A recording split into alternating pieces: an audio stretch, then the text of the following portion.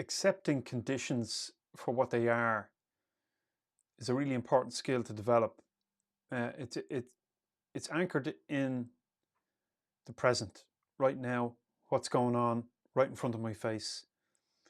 When we look at, let's say, for example, in a sports context, when you look at players on the field, even in international sports, guys and girls who are paid very well to execute their skill for the entertainment of everybody else, you'll still see them losing the plot, shouting at the referee, beating themselves up, shouting at other players, losing their temper, loss of composure. Or maybe in the workplace, you work for somebody, a boss, who's constantly banging on the table, who's aggressive, who is outcome oriented, very little in terms of people skills, knows nothing more than to be throwing F-bombs left, right, and centre. If that's your manager, if that's your supervisor, even your boss, the owner of the company, well, you've got a problem, and you know you have. If you play on a team in sports, and that's your coach, or if that's one of your players, you've got a problem, because under those conditions, people can't perform. It's too stressful, and so even if you're quiet about it, even if you're not one to lose your temper and jump up and down and blame everybody else, maybe you do it internally. Maybe your discomfort with the conditions as they are, as you have experienced them, is directed inwards, and you beat yourself up. You give yourself a hard time. I would have this conversation with players. I look after young kids, young males, under 18s in Gaelic games. Minor is the age group, under 18. And we would have this conversation. I make a point of having this conversation with these guys around the nature of the conversation that they have with themselves when they do something wrong.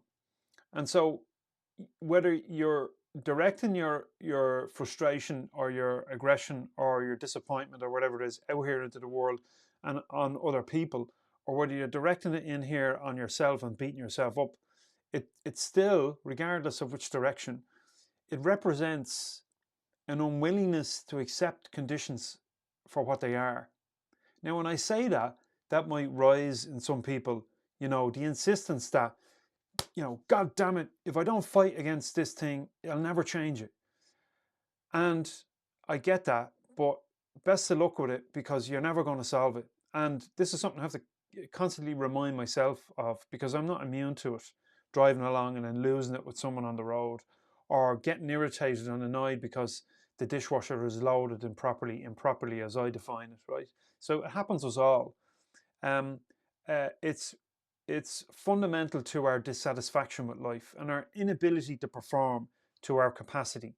Because let's face it, if you're jumping up and down, banging on the table, or beating yourself up, or beating someone else up over what has just happened, it's an attempt to hold on to it and to change the past, because it's gone, isn't it?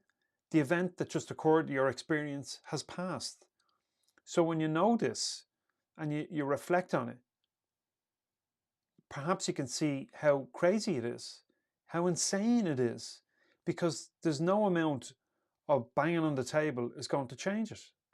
And insisting that people change by forcing them to, through threat of punishment, right, might work in the short term, but when you really need them, they won't be there for you, because they'll be more inclined to walk away. They'll just say, I've had it here with this guy. So frustration, aggression, anger, disappointment, all of these kind of negative emotions around our right now experience is really not directed at our right now experience. It's directed at something that has passed. You experience something, it's gone in an instant. So let's take an example from sport. You play the ball and it goes astray and out over the sideline, when in fact you wanted to pass it to one of your teammates. Beating yourself up over that is not going to change it. In fact, it's more inclined to help you replicate that error again. And so you must make peace with the situation. You must accept the condition as it presented itself and resolve to do better next time. So if you're in sports, for example, and you give a bad ball, or you take a shot and it goes wide, or you don't make a tackle that you should, the correct response is, okay, I'm not happy about it. However, I know I'm better. I know I'm capable of better than this. Now give me the ball, right? So you're using the situation as fuel rather than as a stick to beat yourself with. If you have a coach on the sideline who's firing criticism at a player for making a mistake, if you're listening to this on podcasts, I just did, those rabbit ears, inverted commas, I do that all the time, for making a mistake. It means he or she is incapable of dealing with difficulty, has no composure, and is not a good coach. The best of coaches remain silent on the sideline and know that their work is done, and that the players, once they hit the field, it's up to them. They take over. He or she trusts them to make the decisions that they need to make in the moment.